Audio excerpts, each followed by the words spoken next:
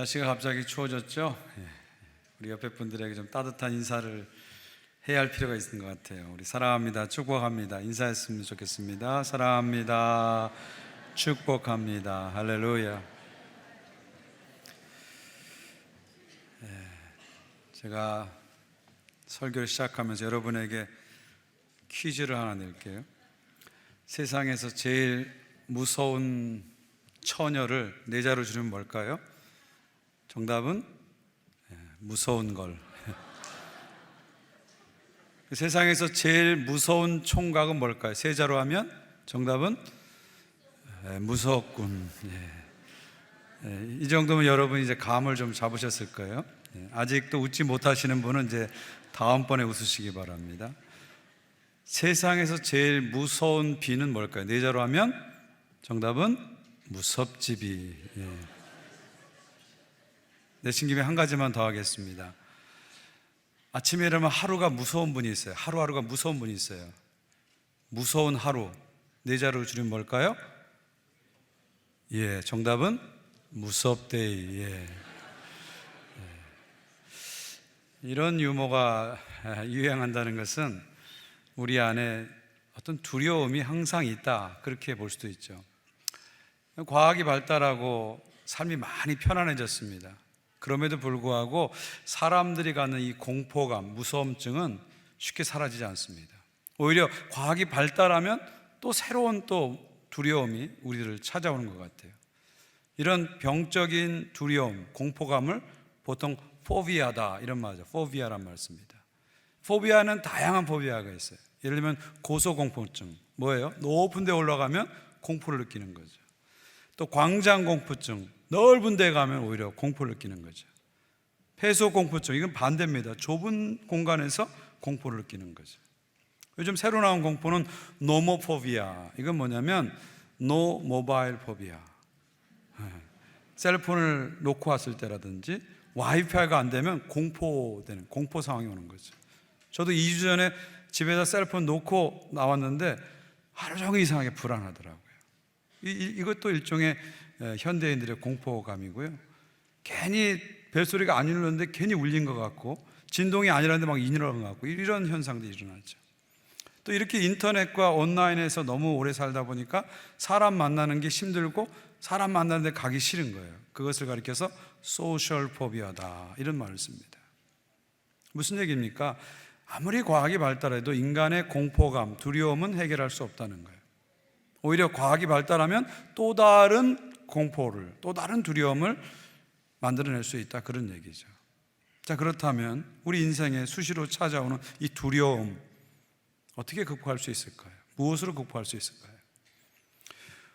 오늘 본문은요, 상당히 공포스러운 상황입니다. 제자들에게 아주 공포스러운 상황입니다. 그래서 오늘 본문을 보게 되면 짧은 본문 안에 무섭다, 두렵다가 두 번이나 나옵니다.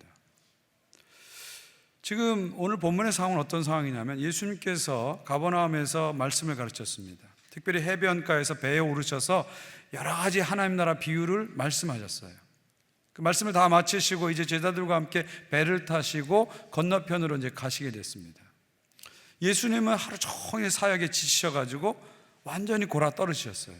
그야말로 정말 어버가도 모를 정도로 저 배 뒤편에서 베개를 비시고 깊은 잠에 빠져 있습니다. 그리고 제자들은 아마도 그 옆에서 오손도손 이야기를 나누면서 정말 평온한 저녁을 보내고 있었을 것입니다. 그런데 갑자기 풍랑이 일어납니다. 거대한 광풍이 일어납니다. 그러면서 바닷물이, 호수의 물이 배 안으로 들어옵니다. 배가 침몰하기 직전이 되죠. 오늘 본문 보니까 큰 광풍이라고 그랬습니다. 미친 듯이 불어오는 광풍이 불어오죠. 여기 크다, 큰 광풍, 이제 크다라는 것이 헬라어로 보니까 메갈레, 이렇게 메갈레라고 합니다. 여기서 영어에 메가가 온 겁니다. 큰 교회를 우리가 메가처치, 그렇게 말하잖아요. 바로 여기서 온 것이죠. 그러니까 오늘 풍랑은 그냥 풍랑이 아니라 메가톤급 풍랑이 쏟아진 겁니다. 갈릴리 호수를 너무도 잘 아는 제자들이잖아요. 어부들이기 때문에 너무 잘 알아요. 그런데도 그들에게도 감당이 안 되는 엄청난 풍랑이 지금 찾아온 것이죠. 자, 이런 상황 속에서 제자들이 어떻게 반응합니까? 38절 보십시오. 예수님께 찾아가서 예수님 막 깨우죠. 예수님, 우리가 죽게 됐습니다. 우리 살려주세요. 예수님 막 흔들고 깨웁니다. 자, 여기 대해서 예수님이 어떻게 반응하십니까? 39절을 보십시오. 예수께서 깨어 바람을 꾸짖으시며 바다더러 이르시되 잠잠하라 고요하라 하시니 바람이 그치고 아주 잔잔하여지더라. 주님께서 일어나셔서 바다를 꾸짖습니다. 그리고 바다를 향해서 잠잠하라 고요하라 명령합니다. 그러자 순식간에 바람이 사라집니다. 바다가 잔잔해집니다. 잔잔해집니다. 놀랍죠? 제가 어렸을 때 우리 아이들이 막 아들 둘이라 막 시끄럽고 막 떠들고 막 그럴 때가 있어요. 막 장난을 치고 때를 쓰고 난리를 칠 때가 있어요. 그때 제가 아이의 이름을 풀네임으로 부르면 애들이 갑자기 긴장해요. 고주원, 그럼 긴장합니다. 그리고 조용해집니다. 여러분, 학교에서 학생들이 막 시끄럽게 떠들다가 선생님이 나타나서 조용히 해 하면은 갑자기 교실이 순식간에 조용해지는 거죠. 왜 이런 일이 일어납니까? 누구의 음성인지 알기 때문에 그런 반응이 나타나는 겁니다. 지금 왜 갑자기 바람이 잔잔해지고 바다가 조용해집니까? 바람도 바다도 지금 자신에게 명령하는 이 음성이 누구의 음성인지를 알기 때문에 그렇게 반응하는 겁니다. 지금 바다가 예수님 앞에서는 순한 양처럼 순종하는 것을 볼 수가 있죠. 저는 오늘 본문을 읽으면서 특별히 39절에서 이렇게 마음이 멈춰졌는데요. 특별히 39절에 이 꾸짖다라는 단어에 제가 이렇게 사로잡혔습니다. 주님께서 꾸짖다라는 단어를 저에게 계속 묵상하게 했습니다. 바람을 꾸짖다, 바다를 꾸짖다, 이 단어를 갖고 계속 묵상하게 했습니다. 사실 오늘 본문은요, 한 단어가 모든 걸 다 지배하는 거예요. 그게 바로 꾸짖다입니다. 꾸짖다라는 그 한 단어로 상황이 종료됩니다. 메가톤급 풍랑을 꾸짖다, 이 동사 하나로 주님이 평정하시죠. 그리고 오늘 본문 전체의 메시지도, 주제도 결국 이 꾸짖다, 바다를 꾸짖다, 여기서 메시지가 나오는 겁니다. 꾸짖다, 이 한 단어가 엄청난 의미가 있는, 영적인 의미가 있는 단어다, 그렇게 생각합니다. 자, 그럼 꾸짖다라는 동사는 어느 때 쓰여집니까? 보통 어떤 사람이 잘못했을 때, 야단을 칠 때, 꾸중을 할 때 꾸짖다라는 동사를 씁니다.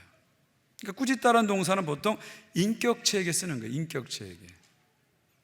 비인격체에게는 꾸짖다라는 동사를 보통 쓰지 않습니다. 예를 들면 산을 꾸짖다, 나무를 꾸짖다, 그렇게 말하지는 않습니다. 근데 오늘 본문은요, 바람을 꾸짖고 바다를 꾸짖고 있어요. 예수님께서 비인격체를 꾸짖고 있는 거예요. 좀 표현이 좀 특이합니다. 좀 어울리지 않는 표현입니다. 왜 주님은 바람을 꾸짖으실까요? 여기에는 어떤 의미가 있을까요? 복음서를 이렇게 보게 되면 예수님께서 꾸짖는 대상이 세 가지 대상이 있습니다. 첫 번째 대상은요, 예수님은 사람을 꾸짖습니다. 베드로를 보시면서 베드로를 꾸짖죠. 베드로를 꾸짖어 이르시되 사탄아 내게로 물러가라. 네가 하나님의 일을 생각하지 않고 도리어 사람의 일을 생각한다. 베드로가 십자가 부활의 진리를 깨닫지 못하고 예수님 가시는 길을 방해하고 막을 때 예수님께서 베드로를 꾸짖으시죠. 예수님은 사람을 꾸짖을 수 있는 분입니다. 아무리 높은 사람도, 아무리 힘이 많은 사람도, 아무리 똑똑한 사람도요, 예수님 앞에서는 꾸중을 들어야 됩니다. 왜요? 예수님은 모든 사람 위에 계시는 권세자이기 때문이죠. 두 번째로 예수님은 귀신을 꾸짖습니다. 마가복음 1장 25절 26절 보면 예수님께서 꾸짖어 이르시되, 누굴 꾸짖는 거예요? 귀신을 꾸짖어 이르시되 잠잠하고 그 사람에게 나오라. 그러니까 26절에 어떤 일이 납니까? 더러운 귀신이 그 사람에서 격렬을 일으키고 큰 소리를 지며 나오는지라. 이건 가버나움 해당에서 일어난 일이거든요. 귀신 들린 사람이 나오자 예수님께서 어떻게 합니까? 꾸짖습니다. 귀신을 꾸짖어요. 그랬더니 귀신이 예수님의 명령에 순종하는 거예요. 여러분, 예수는 귀신을 꾸짖는 분입니다. 귀신을 달래는 분이 아니에요. 귀신을 꾸짖는 거예요. 무당은 귀신을 달랩니다. 왜요? 무당은 귀신보다 밑에 있기 때문에 귀신을 잘 달래는 거예요. 우리 한국에서는 굿이라는 게 뭐예요? 결국은 귀신을 달래는 거예요. 귀신을 달래는 거예요. 예수님은 귀신을 달래지 않습니다. 귀신을 꾸짖습니다. 귀신을 꾸짖습니다. 그리고 예수님의 꾸짖음 앞에서 귀신, 사단의 졸개인 귀신은 순종하고 명령을 따르게 됩니다. 왜 이런 일이 일어날까요? 귀신도 자기에게 명령하는 이분의 음성이 누구의 음성인지를 알기 때문에 거기에 순종하는 거죠. 세 번째, 예수님은 바람을 꾸짖습니다. 또 바다를 꾸짖죠. 오늘 본문을 보면 예수님께서는 바람을 꾸짖습니다. 그리고 바다를 꾸짖습니다. 예수님은 자연 세계를 다스리는 분이라는 거죠. 이 바람을 꾸짖다, 바다를 꾸짖다, 이 말은 뭐 예수님께서는 자연 세계도 다스리신 분이다, 그런 말입니다. 특별히 성경을 보면은, 신구약 성경을 보게 되면 이 바다라는 공간은 특별한 의미가 있습니다. 이 바다라는 공간은 혼돈의 영역입니다. 인간이 통제할 수 없는 혼돈의 영역이죠. 그리고 이 바다라는 공간에 존재하는 존재가 누구냐면 사탄입니다. 사탄입니다.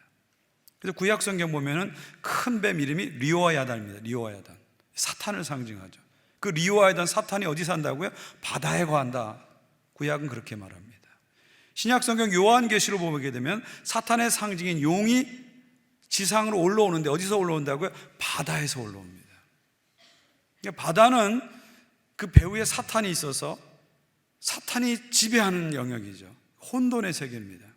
그래서 인간이 절대로 조종할 수 없는 공간이 바다라는 것입니다. 그래서 동서양을 막론해서 바다는 가장 두려운 공간이고 두려운 대상이다, 이렇게 우리가 볼 수가 있습니다. 그런데 예수님께서는 그런 바다를 꾸짖으시는 거예요. 그런 바다를 향해서 명령하시는 거예요. 근데 놀라운 것은 바다가 예수님 꾸짖음 앞에 정말 선생님 앞에 학생처럼 고개를 숙인다는 거예요.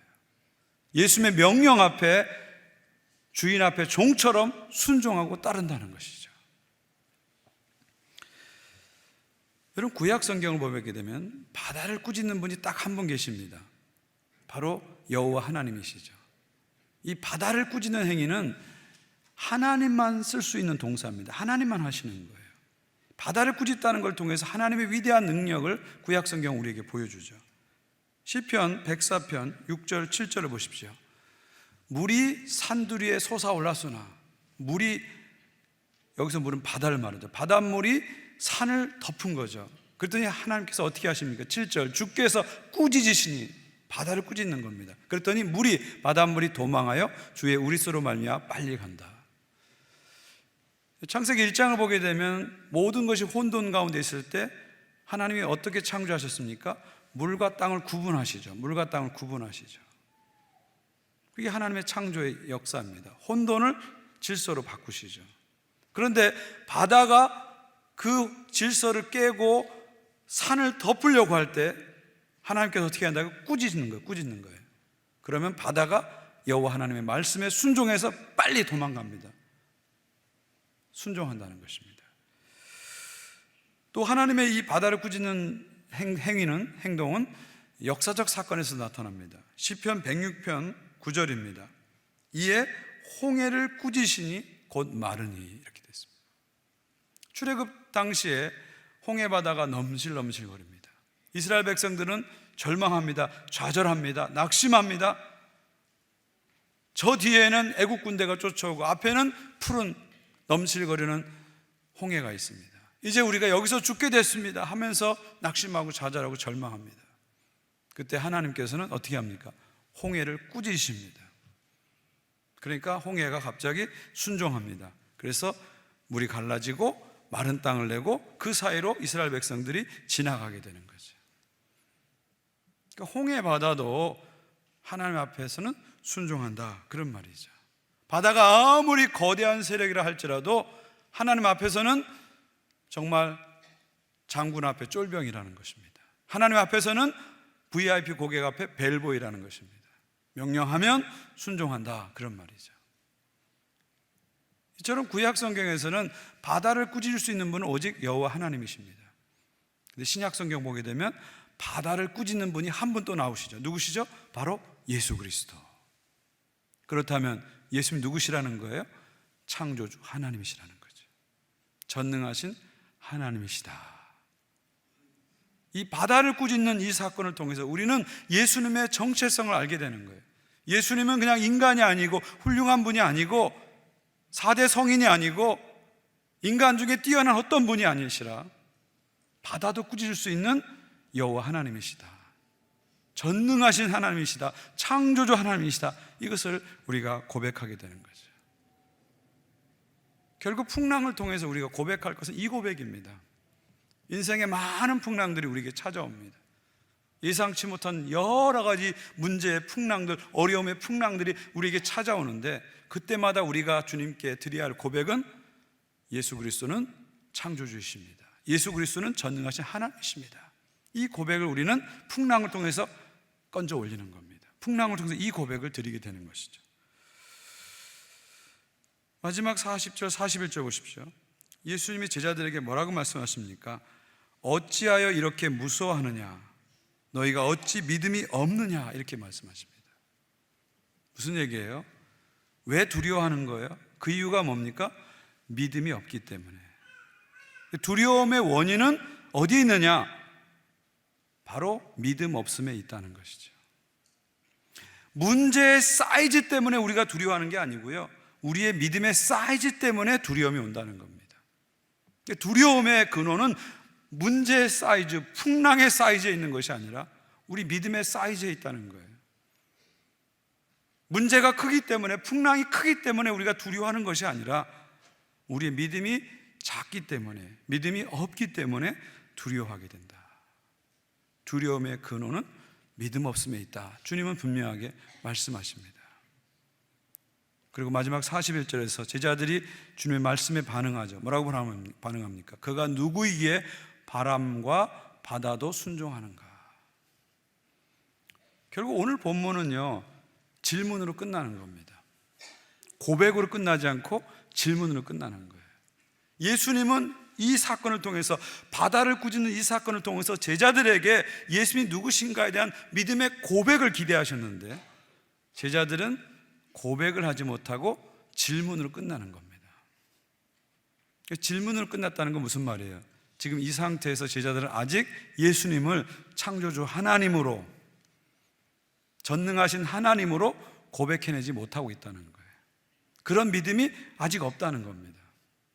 여기서 예수님께서 너희들의 믿음 없음 때문에 두려워한다고 했는데, 여기서 믿음이 없다는 것은 그냥 막연한 믿음이 없다는 게 아니고요, 예수님이 누구신지 정확히 하고 고백하는 그 믿음이 없다는 거예요. 사실 제자들은 예수를 믿었습니다. 존중했습니다. 존경했습니다. 사랑했습니다. 그래서 처자식 버리고 직업 버리고 예수님을 지금 쫓고 있는 거예요.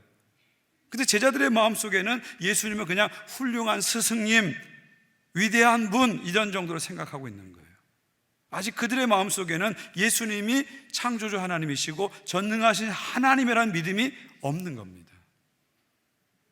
그래서 마지막을 그가 누구이기에, Who is he? 이분이 누구시기에 바람과 바다도 순종하는가? 이 질문으로 끝나게 되는 것이죠. 그러니까 제자들은 아직까지 이 질문에 대한 답을 모르는 겁니다.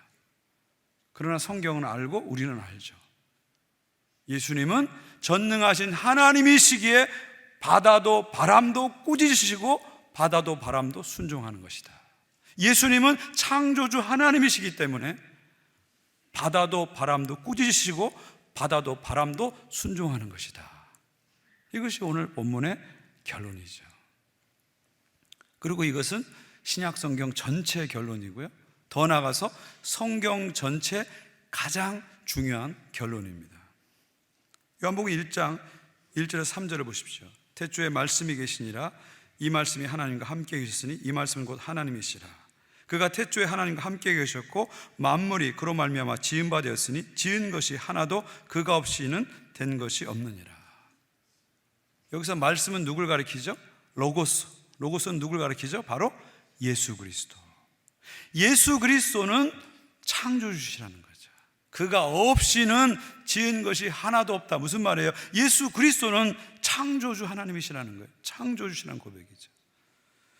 히브리서 1장 2절 3절을 보십시오. 이 모든 날 마지막에는 아들을 통하여 우리에게 말씀하셨으니 이 아들을 만유의 상속자로 세우시고 또 그로 말미암아 모든 세계를 지으셨느니라. 이는 하나님의 영광의 광채시요 그 본체의 형상이시라. 그의 능력의 말씀으로 만물을 붙드시며 죄를 정결하게 하시는 일을 하시고 높은 곳에 계신 지극히 크신 이의 우편에 앉으셨느니라.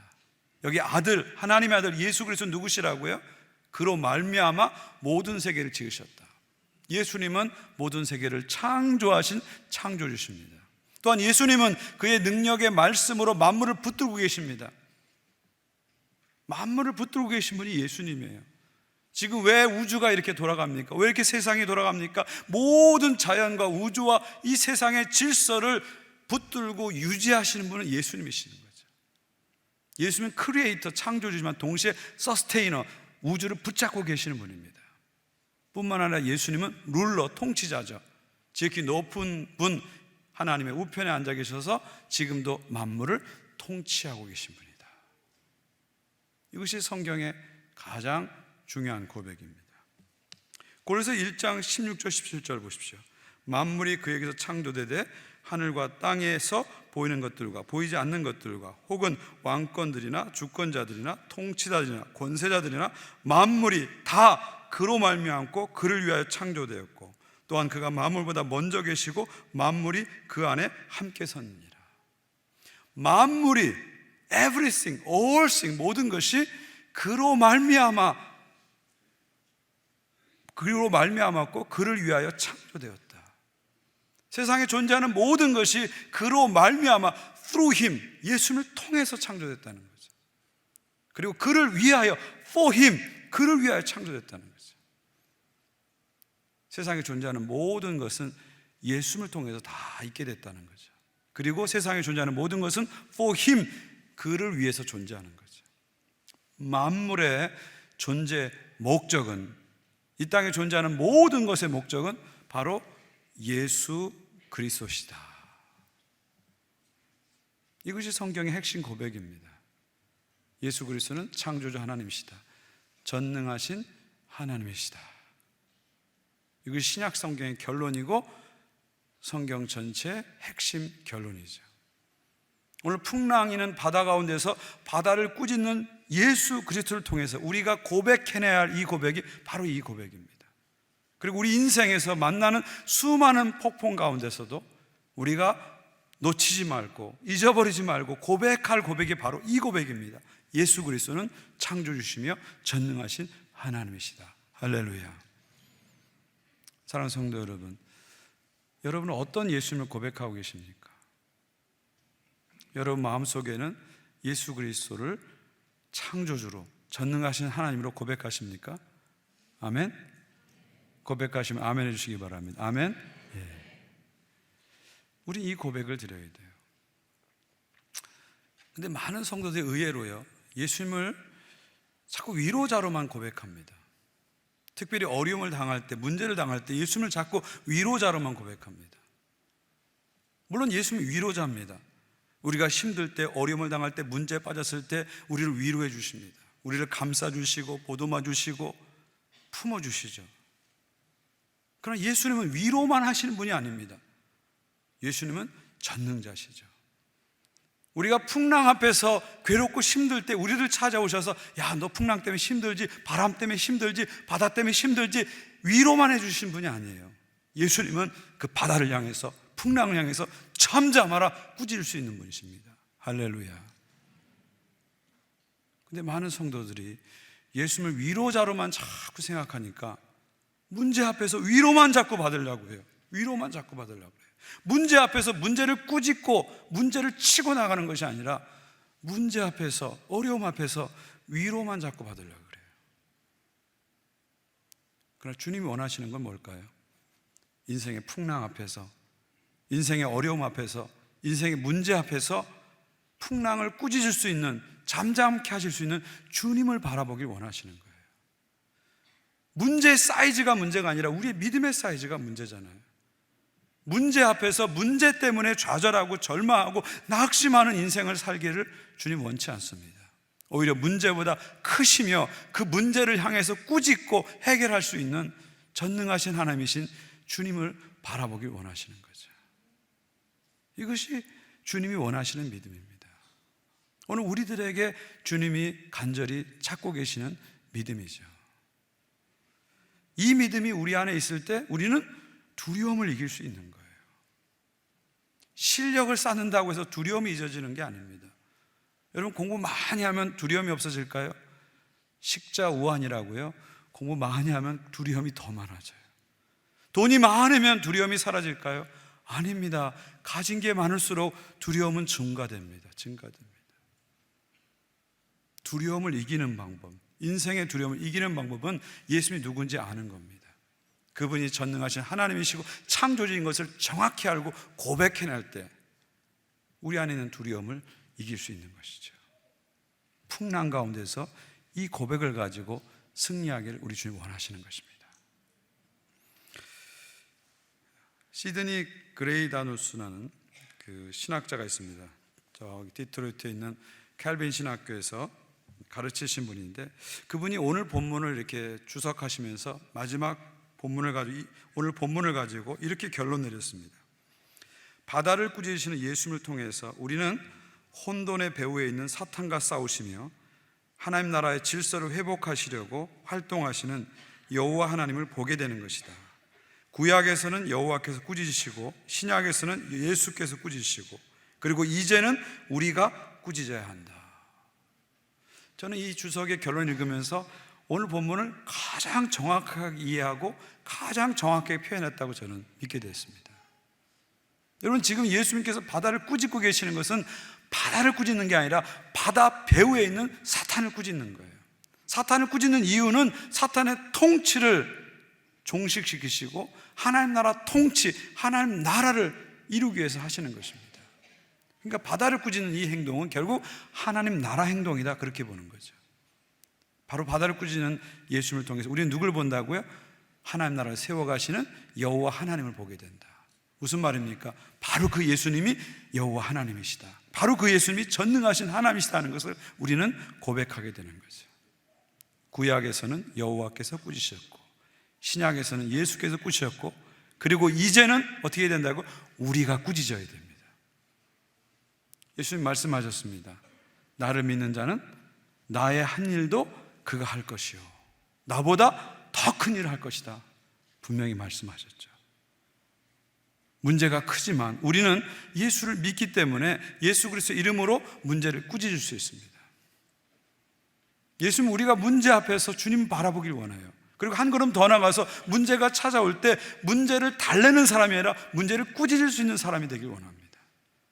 산이 높다고, 산이 크다고 좌절하고 절망하는 사람이 아니라 산보다 크신 주님을 바라보길 원하시는 거예요.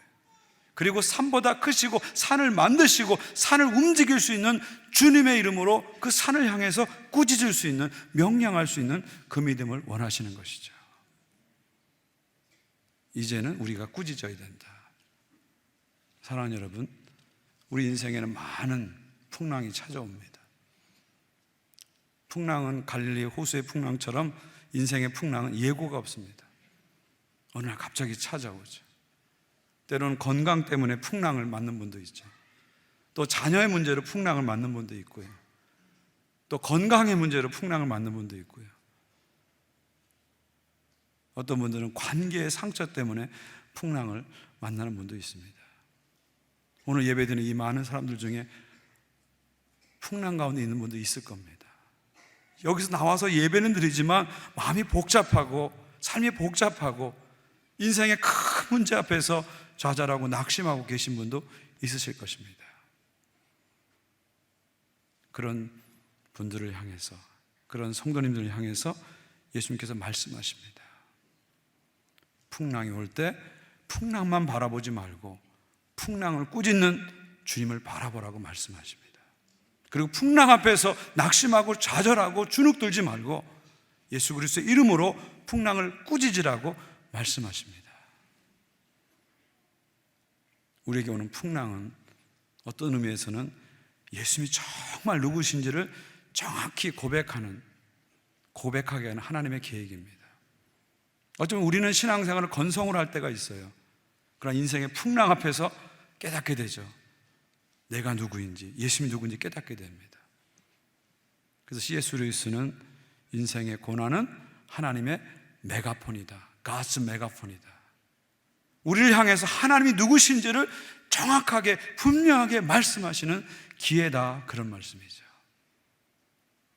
우리에게 찾아온 어려움을 통해서, 문제를 통해서 주님이 누구신지를 깨닫고 주님이 누구신지를 고백하고 주님에 대한 담대한 믿음을 가지시고 승리하시는 여러분 모두가 되시기를 주의 이름으로 축원드립니다. 기도하겠습니다.